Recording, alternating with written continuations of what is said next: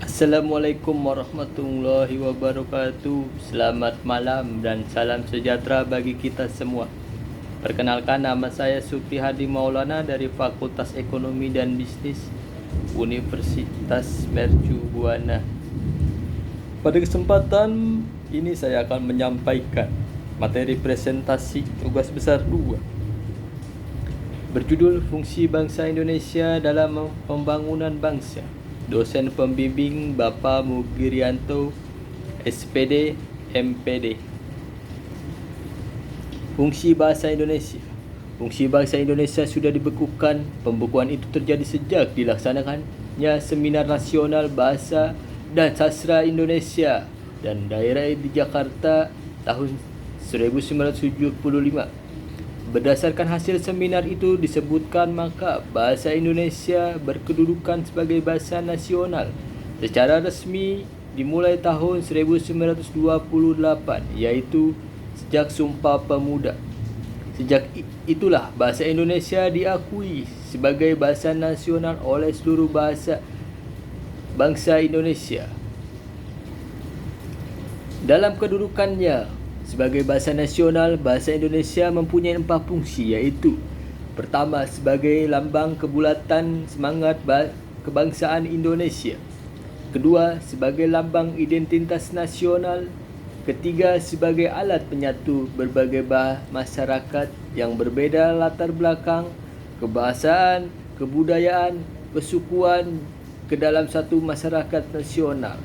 Dan keempat, sebagai alat berhubung antar suku, antar daerah, dan antar budaya. Selain sebagai bahasa nasional, bahasa Indonesia juga sebagai bahasa negara.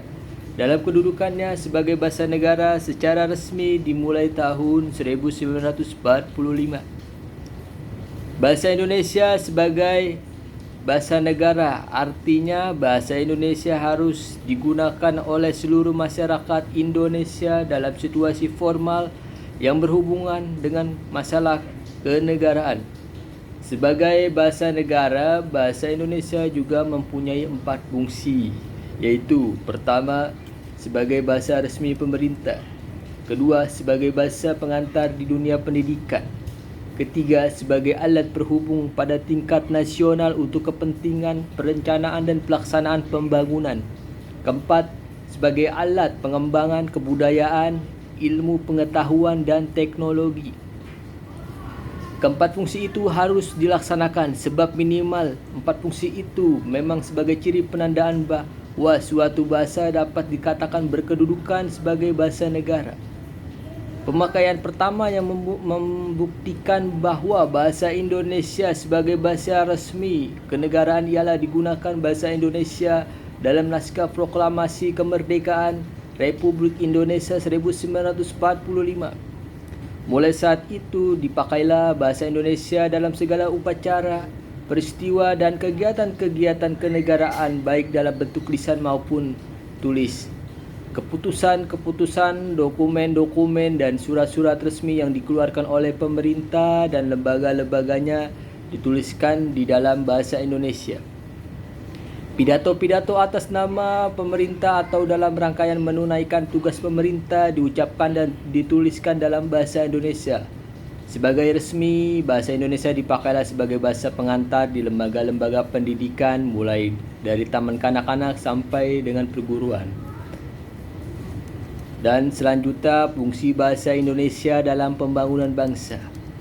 Pernyataan sikap bertanah air satu, tanah air Indonesia, berbangsa satu, bangsa Indonesia. Dan menjunjung bahasa persatuan bahasa Indonesia dalam Kongres Sumpah Pemuda 28 Oktober 1928 merupakan perwujudan politik bangsa Indonesia yang menempatkan bangsa Indonesia sebagai bahasa persatuan bangsa Indonesia. Bahasa Indonesia telah menyatukan berbagai lapisan masyarakat ke dalam satu kesatuan bangsa Indonesia. Bahasa Indonesia mencapai puncak perjuangan politik sejalan dengan perjuangan politik bangsa Indonesia dalam menyampai kemerdekaan pada tanggal 17 Agustus 1945. Hal ini dibuktikan dengan dijadikannya bahasa Indonesia sebagai bahasa negara pada pasal 36 Undang-Undang 1945. dan juga hasil amandemen Undang-Undang 1945 dan juga hasil amandemen Undang-Undang Agustus 2002. Kedudukan dan fungsi bangsa Indonesia sebagai bahasa negara telah menempatkan bahasa Indonesia sebagai ilmu pengetahuan, teknologi dan seni iptek. Iptek berkembang terus sejalan dengan perkembangan yang terjadi dalam kehidupan masyarakat dan bangsa Indonesia. Perkembangan iptek yang didukung oleh perkembangan teknologi komunikasi dan informasi seperti internet, email, e-business, e-commerce, TV edukasi dan lain-lain melaju dengan pesat terutama memasuki abad ke-21 sekarang. Bahasa Indonesia hingga kini menjadi perisai pemersatu yang belum pernah dijadikan sumber permasalahan oleh masyarakat pemakainya yang berasal dari berbagai ragam suku dan daerah. Hal ini dapat terjadi karena bahasa Indonesia dapat menempatkan dirinya sebagai sarana komunikasi efektif, berdampingan dan bersama-sama dengan bahasa daerah yang ada di Nusantara dalam mengembangkan dan melancarkan berbagai aspek kehidupan dan kebudayaan, termasuk mengembangkan bahasa-bahasa daerah. Dengan demikian, bahasa Indonesia dan juga bahasa daerah memiliki peran penting di dalam memajukan pembangunan masyarakat di dalam berbagai aspek kehidupan. Peran bangsa Indonesia dan bahasa daerah semakin penting di dalam era otonomi daerah. Penyelenggaraan otonomi daerah yang dilaksanakan dengan prinsip-prinsip demokrasi, peran peserta masyarakat akan mendorong dan menumbuhkan prakarsa dan kreativitas daerah. Hal ini tercermin dan kewenangan-kewenangan yang telah diserahkan ke daerah dalam wujud otonomi yang luas, nyata dan tanggung jawab. Dengan prinsip tersebut diharapkan dapat mengakselerasi pencapaian tujuan dan telah direncanakan dalam pembangunan masyarakat. Berdasarkan pasal 11 Undang-Undang Nomor 22 Tahun 1999, kewenangan daerah, kabupaten dan daerah kota mencakup semua kewenangan pemerintah kecuali kewenangan pemerintah politik luar negeri, pertahanan dan keamanan, peradilan, moneter dan fiskal, agama, serta kewenangan bidang lain yang bersifat lintas antar kabupaten atau kota.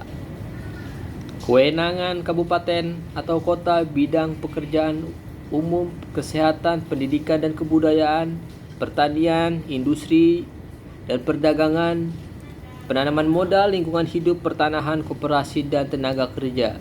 Pengembangan bahasa tersebut sastra berhubungan dengan kewenangan pemerintah di bidang pendidikan dan kebudayaan, baik yang dimiliki pemerintah pusat, provinsi dan kabupaten atau kota.